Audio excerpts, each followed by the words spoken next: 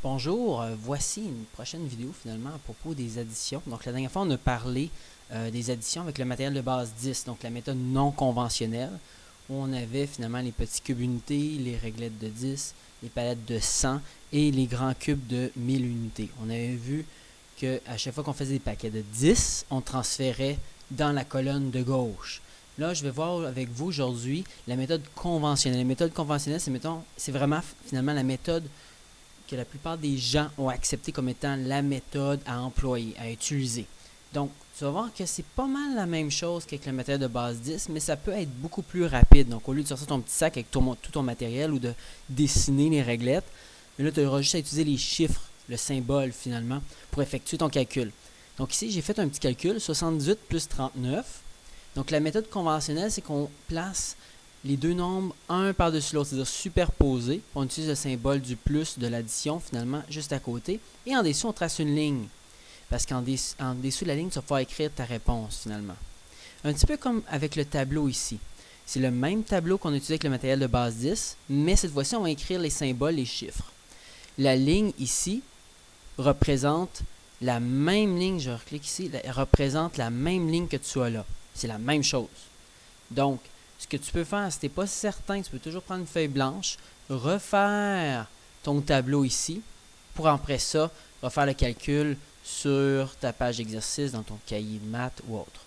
Donc, on va y aller par le début. Donc, la première étape à faire, c'est réécrire les nombres de ton addition. Un petit peu comme on avait fait la dernière fois, on les avait réécrits, si on veut, avec le matériel de base 10, on les avait représentés. Là, cette fois-ci, on va les représenter avec des chiffres comme symbole. Donc, on a un 8 ici à la position des unités. Donc, je vais essayer d'y aller ici avec le nombre 8. On a un 7 à la position des dizaines pour le 78.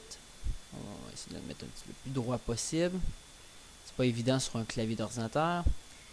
Ensuite, j'ai un 9 à la position des unités. Et j'ai un 3 à la position des dizaines. Encore une fois, je vais les placer pour que ce soit le mieux possible. J'ai laissé beaucoup d'espace entre la barre ici pour la somme, pour la réponse finalement, et les nombres ici. Pourquoi? Parce que des fois, tu peux avoir des additions avec 3, 4, 5 nombres différents. Là, on y va avec 2, mais ça peut facilement être 3 ou 4. Donc, on commence. On va faire 8 plus 9. Donc, 8 plus 9, si tu te souviens des tables, ça donne 17.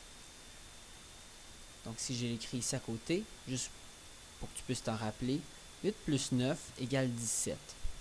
De ton 17, on se souvient que notre but, c'est de faire des paquets de 10. Donc, à chaque fois qu'on fait un paquet de 10, donc on a une dizaine, comme ici, on la transfère du côté des dizaines, de la colonne de gauche. Donc, si on avait plusieurs, si on avait une dizaine de dizaines, ça deviendrait une centaine. On la passerait dans la colonne de centaines. Donc, c'est toujours dans la colonne de gauche.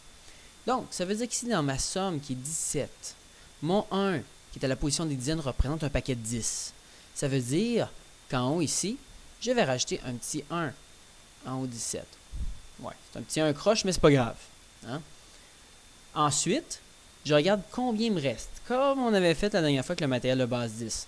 Donc, le 1 ici n'existe plus, il est transféré du côté des dizaines, et je regarde, il me reste 7 unités. Donc, j'écris ici en bas 7, hein, avec ma superbe calligraphie. Ensuite, le 8 plus 9, c'est fait. Là, ici, ensuite, il me reste les dizaines à faire. Est-ce qu'on fait 7 plus 3? Non. Le but, c'est vraiment de calculer toutes les dizaines. J'en ai ajouté une ici. Puis la dizaine qui vient du 8 plus 9, de l'unité. Donc, j'ai fait 1 plus 7, 8. 8 plus 3, 11. Donc, 1 plus 7 plus 3 égale 11. Encore une fois, on regarde si on fait un paquet de 10. Est-ce qu'on a un paquet de 10? Oui. On a un chiffre à la position des dizaines. Ça veut dire que dans les centaines, je vais rajouter 1, même si je n'ai pas d'autres chiffres ici. OK? C'est bien important d'un petit 1. Est-ce que j'ai une unité qui me reste? Oui, il m'en reste juste une. Ensuite, on passe à la colonne des centaines. Et là, les centaines, c'est pas grand-chose. Hein? On n'avait rien au départ. On a rajouté un petit plus 1 ici. Ça veut t'aider pour ne pas l'oublier, là, des fois. Là. Moi, je l'écris en bleu.